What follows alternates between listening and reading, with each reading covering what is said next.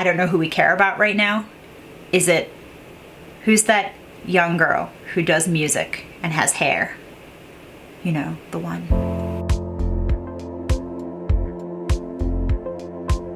Hey everybody, it's Celeste from Tarot by Celeste, and I'm here today to bring you a slightly different kind of reading. This is not a pick a card reading. We're not necessarily going to look at the cards. We're just going to rap a little bit about tarot as a tool, tarot as craft.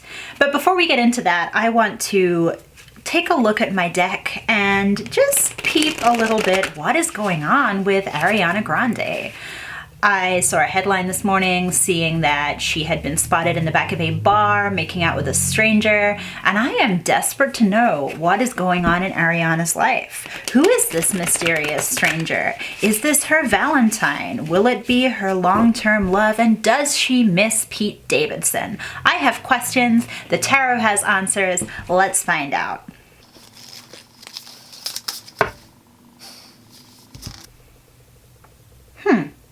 What do you know? It's the mind your own damn business card. So as you might have guessed, I have some feelings about celebrity readings, or as I like to call them, clickbait readings. I see this happening a lot, particularly on YouTube, and if you're watching this video, chances are it's because you have watched some of these videos as well. Maybe you're very interested in hearing your celebrity gossip through the lens of the tarot, and if that's what you're into, by all means, knock yourself out. Life is too short not to enjoy whatever it is you enjoy, and I am not here to piss in your Cheerios. Have a good time, read all the content you like about Meghan Markle and Prince Harry, do what makes you happy. I'm more concerned about the people producing this content, and I'll explain why.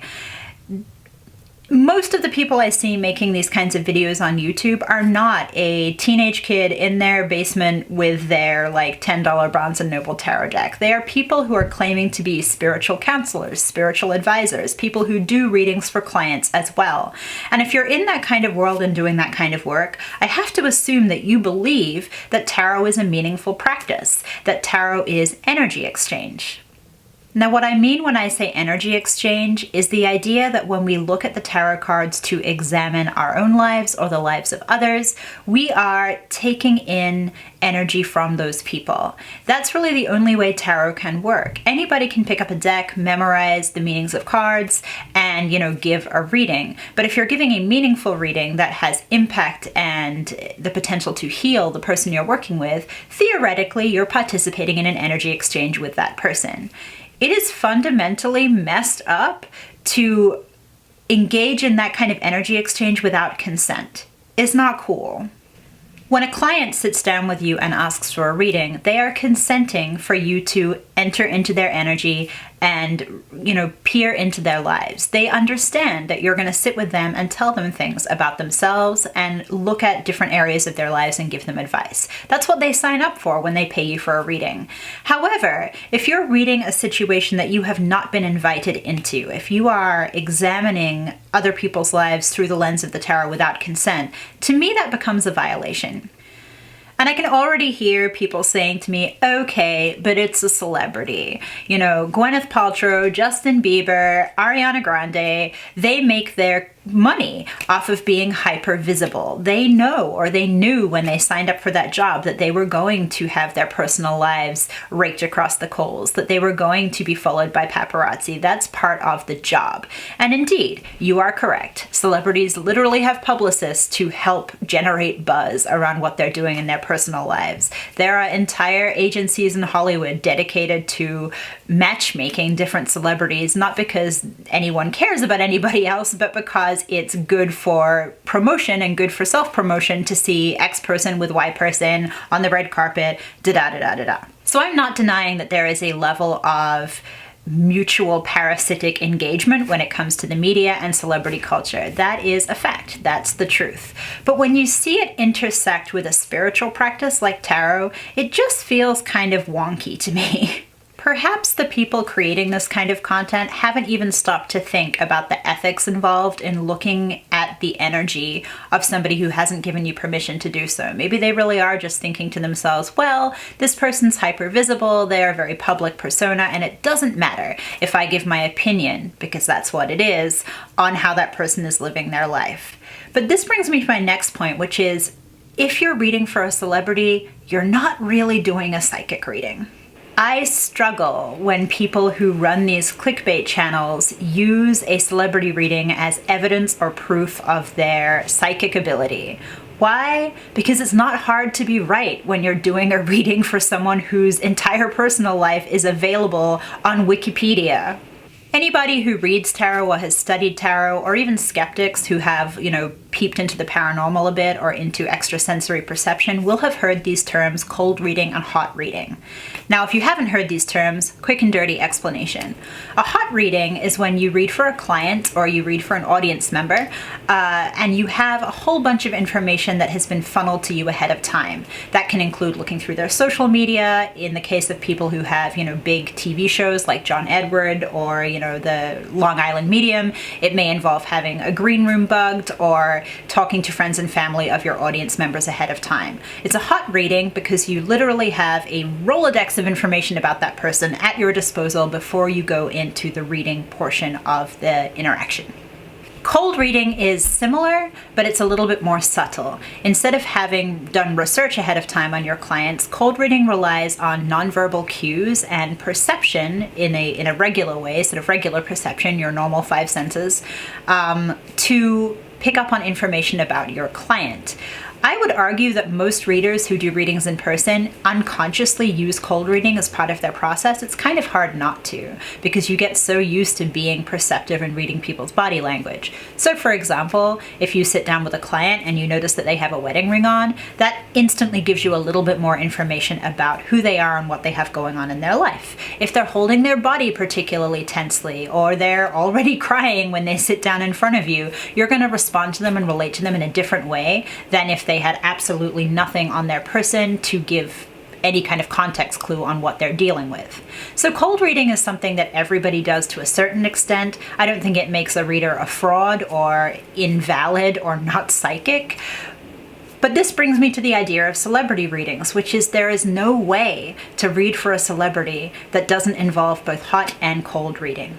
Even if you're someone like me who struggles to even name names of culturally relevant celebrities, you probably know certain things about certain big name celebrities. It's hard to avoid in our culture.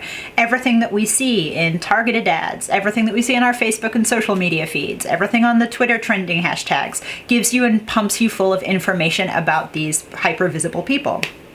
And so if you're a reader who's going into doing a reading about somebody like Justin Bieber, you are drawing in an encyclopedia of knowledge that you've accrued over the course of your life about that person's alleged personal life and about their career. And so even if your intentions are the best, aren't you going to be kind of colored and influenced by that information when you do that reading?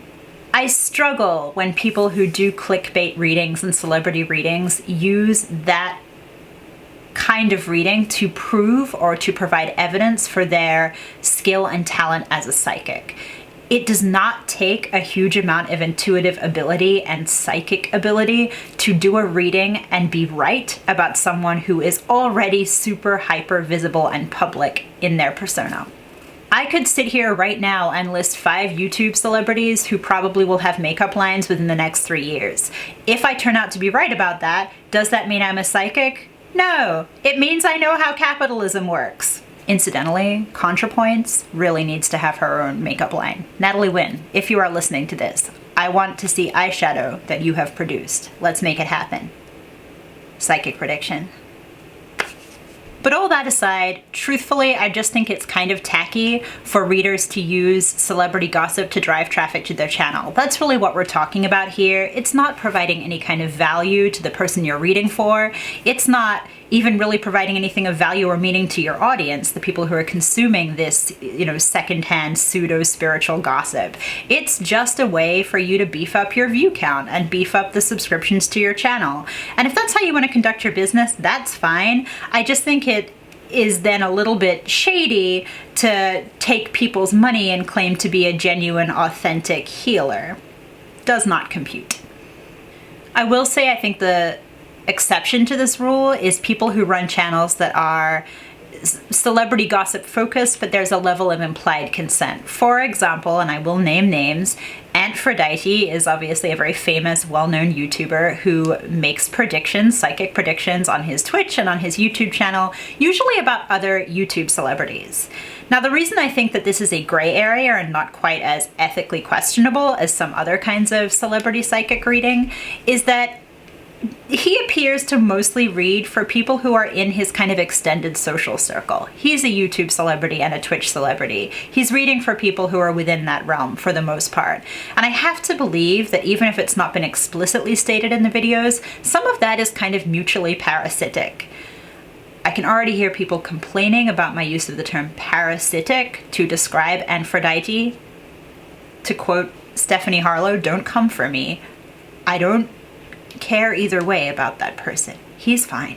What I mean is, when he makes a video doing a psychic reading on Eugenia Cooney or, whoever, I don't know about YouTube. There's a mutually beneficial interaction going on, even if there hasn't been explicit consent given, insofar as he doesn't always have the other person in the video with him as he does the reading. There is a little bit of back and forth there. Traffic is driven to one another's channels through that exchange, and I suspect that there's a little bit of behind-the-scenes chat that goes on with regard to, is it cool if I read you, is it not? I don't know whether that's the case or whether it isn't. That's just the feeling I get. It's quite different, I think, than doing a reading for somebody who you don't know, you're never going to speak to, you've never met in your life, and you probably never will. If you've watched the new Netflix show, The Goop Lab, with Gwyneth Paltrow, she actually brings up celebrity psychic readings in her Psychics episode, which is the last episode of this first season of The Goop Lab. She talks about having gotten many readings before in private and not being impressed by them because people were just parroting back things that they could easily have found out on Wikipedia. And I think this is really the crux of all of this. When you're reading about a celebrity, for the most part, unless you're exceptionally talented and unless you've been invited into that person's sphere and into their energy, you're just churning out the same kind of information and facts that the tabloids are churning out, that BuzzFeed is churning out, that, Perez Hilton is churning out. You're no better than those people. You just have a nice deck of cards that you're using. So the only time that I'm ever going to do a celebrity psychic reading is if a celebrity comes to me and says, "Can you read my cards?" Which has happened. I live in New Orleans. There's a lot of folks who come through here to film TV shows and movies. Consent is important.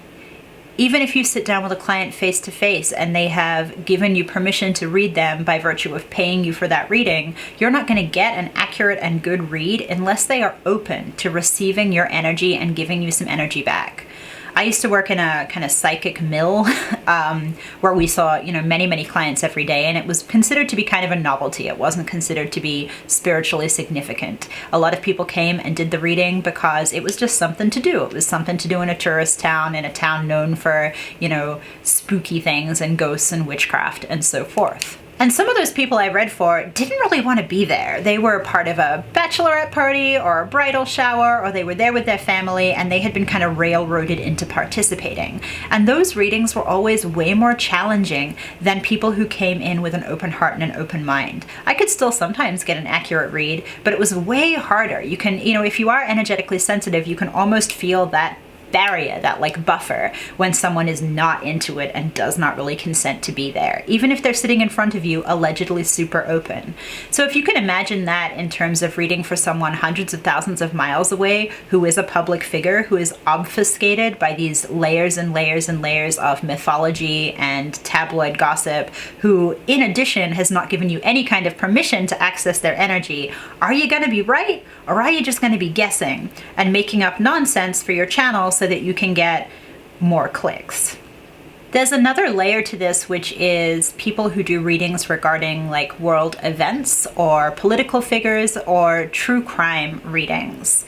I have a hard time with this one because as somebody who does enjoy the true crime fandom, I really hate using that word in conjunction with true crime, there's part of me that is very attracted to the idea of using tarot cards to look at true crime cases. In fact, when I started my YouTube channel, it was something that I thought about doing. I thought about doing a true crime series. God knows I spend enough time watching documentaries and listening to podcasts and watching other YouTube channels, absorbing all this information. I thought it would be a great way to drive traffic to my channel, looking at these cases, providing a little bit of background research, and then doing a tarot reading at the end. But every time I sat down to film a video, I just felt fundamentally really wrong about it. I didn't like the idea of violating people's privacy and people's grief in that way. The exception is probably if a case is super, super old and there are no living relatives around to kind of care one way or the other. But I don't see that. What I see is people using cases like the Delphi murders, and you know, examining those through the lens of tarot. And having been to CrimeCon last year and met with the families of those 2 little girls who were murdered, I think it's very ugly to use that tragedy to drive traffic to your channel. I would love to make videos and benefit from the secondhand traffic from My Favorite Murder or Last Podcast on the Left, or, you know, Stephanie Harlow's YouTube channel, which is amazing and you should check it out. But I just don't feel good about it. And I think people who are profiting from clickbait in that way, people who are, you know, utilizing other people's pain and grief and loss and hardship, other people's personal lives as fodder for their spiritual practice, I don't feel that that is in line or aligned with the idea of doing this work seriously. If you value your spiritual practice, if consent matters to you, if energy exchange is something you believe in, maybe think twice before you probe into the lives of people who haven't given you permission to do so. Anyway, people gonna do what people want to do, and I'm sure that those people will enjoy the success that they have as a result of driving traffic to their channels in this, in my opinion, rather tacky manner. This was a long and like weirdly difficult to film rant, so I hope that you got something of value out of it. Let me know in the comments what you think. Do you watch those kinds of readings? Do you make them yourself? Do you feel like it's a violation, or do you think it's just fun and whatever? How do you feel about it? Let me know in the comments. And if you want to see more content like this, or you want to participate in future pick a card readings, don't forget to subscribe, hit the bell. That's what people say, right? The bell. It's over here somewhere. Enjoy your day, take care, and I will talk to you soon.